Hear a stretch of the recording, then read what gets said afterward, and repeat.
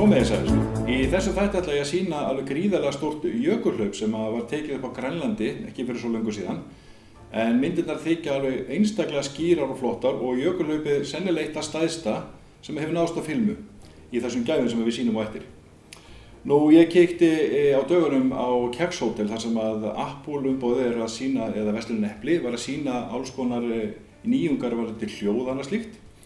Nú, ég ætla líka að skoða Lumia, eða Nokia Lumia símann sem svona 2 korta sími. Nú komin á markaðinn svona snjallsími sem að styður 2 símkort og tala þar með Gunnar hjá opnu kerfi sem að veit allt um hennar síma. Nú, ég ætla líka að sýna svona gler eða rúður sem að minnir hérna helst á sandblástursfólíu, en þetta svona rafeindarfólía með því að ýta á hnapp, þá hleypur vissum rafeindum inn í glerið og þá verður rúðan alveg skyggð, svona eins og sandblástursfólía. Nú, vinsalasti svikatölvupósturinn sem í umferð þessa dagana frá, þetta virðist vera frá einhverjum vinimann sem að ferðast í Englandi, Bristol náttúrulega tiltekið. Nú, ég fekk hennar póst á dögunum og þetta ekki ólíkt því eins og 5 ára krakki hafi skrifað þetta eða þá nota Google Translate.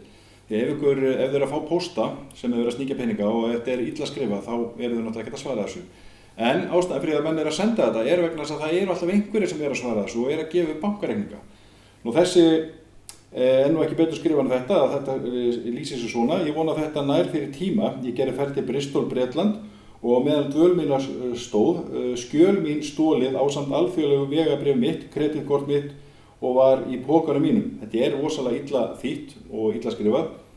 En það sem kannski kúnstin í þessu að netfangið oft þekkt hjá þeim sem að fá þetta. Þannig að þetta stundum þannig eins og þetta hafi verið skrifað og gemsað eitthvað og svona skrifað í flýti. Þannig að einhverju virðist vera að kaupa þetta gabb og vera að senda þessa peninga inn á hvað var það náttúr? Inn á MoneyGram. Þannig að ekki vera að svara þessu, þetta bara að vera að plata þig. En ég ætla að sýna hérna myndband af Windows 10. Nú er Microsoft búið að sýna svona helstu breytingar sem verða Windows 10. Hvenær það kemur á markað veit ég ekki, en það svona áætlað einhvern tíma mitt næsta ár. En Windows 10 tekur miklu breytingum, það að segja meira svona eins og að segja under the hood, það ekki miklar grafískar breytingar nema þá einna helst í þessum startnappi að þar hægt að svona minni kannski svolítið eins og Windows 7 nema það svona búið að blanda þessu saman Windows 8.1 og Windows 7, þannig að grafíska viðmóti reyndar orðið svolítið smart og þeir sem að hafa verið að gagnrýna þetta hafa bara gefið þessu jákvæða gagnrýni. Kíkjum á þetta. The first thing you'll notice is the familiar Windows Start menu is back. And we've tried hard to balance having a super familiar user experience with delivering terrific new improvements. In particular, including a space you can personalize with live tiles for your favorite apps, people, and websites. Search is back, and we've put it both in the Start menu and on the taskbar. So whenever you're looking for something, you'll get results from your PC, but also from the web. One of the biggest new features in Windows 8 was the Windows App Store. But when you ran an app, it was always full screen, optimized for a tablet-type device. With Tech Preview, we're improving how Store apps work for all kinds of PCs, including ones with or without touch, and for big giant screens. Thus, apps from the Windows Store now open in the same format that your desktop programs do. You can resize them and move them around. And they have title bars at the top, so you can maximize, minimize, and close with a click. Windows is great at helping people get stuff done. And one of the areas we're looking for feedback in the Tech Preview is multitasking. Let's look at some of these features. First, we've added a new Task View button, so you can quickly switch between all your open apps. Simple. We've improved the way windows snap so that it's easier and more powerful. When you snap a window, Windows will make smart suggestions on filling the available screen space with other open apps. You can also now have up to 4 apps snapped on the same screen. If you're working on a lot of different projects using different apps and files, try adding a desktop. Adding a desktop keeps things neatly organized for you. Or you can create a desktop for the things you do at work and a separate one for the things you do at home. Welcome to Lifehacker, where we install the Windows 10 preview so you don't have to. At first glance, you'll see that it looks quite similar to Windows 8, with the exception of this technical preview icon and a few new icons down here in the taskbar. We'll get to those in a moment, but let's start with the obvious. The Start menu is back. It looks a little different this time around, as expected, but it works quite nicely. The left side is the same as before, with a more flat, colorful look, but you can press all apps to see all of your installed programs, just like you could before. On the right side, you'll see some of the Start screen's infamous live tiles. I actually really like these, so I'm glad to see them here. Just like the old Start screen, you can move them around, resize them, remove them if you don't like them. You can also resize the entire Start menu itself, at least vertically. To enlarge it horizontally, you can just pin new apps and it'll adjust itself automatically.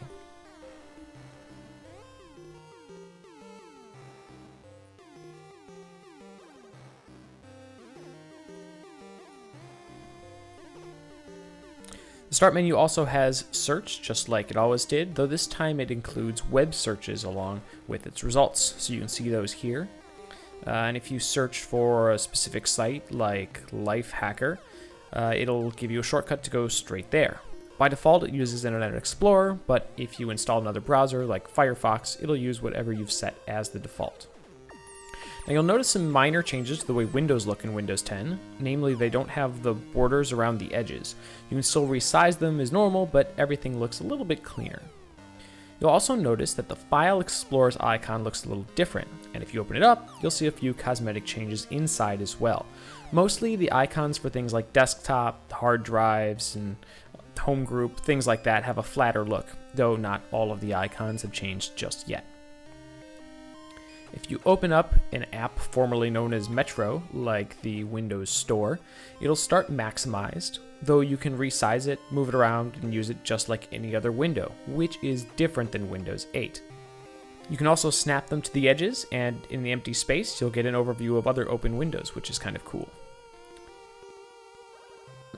If you click on the Task Preview button in the taskbar, you'll get an overview of all of your open windows, much like Expose on the Mac.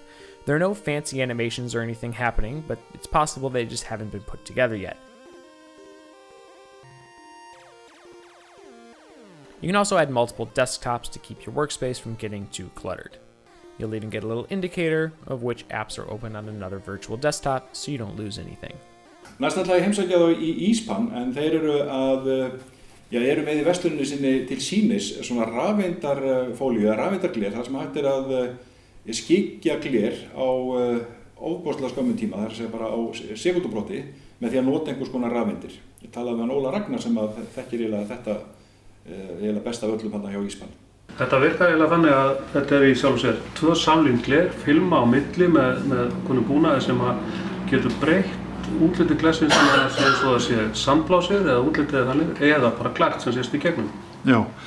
En þetta eru tvö gler sem eru með film á milli? Það límt saman? Já, þau eru límt saman þegar þessi rafeindabúnaður er settur á milli þeirra. Þetta eitthvað sem þið eru að framleiða hérna hjá Íspan? Nei, þetta framleiðum við ekki sjálfur, þetta flutt inn tilbúið.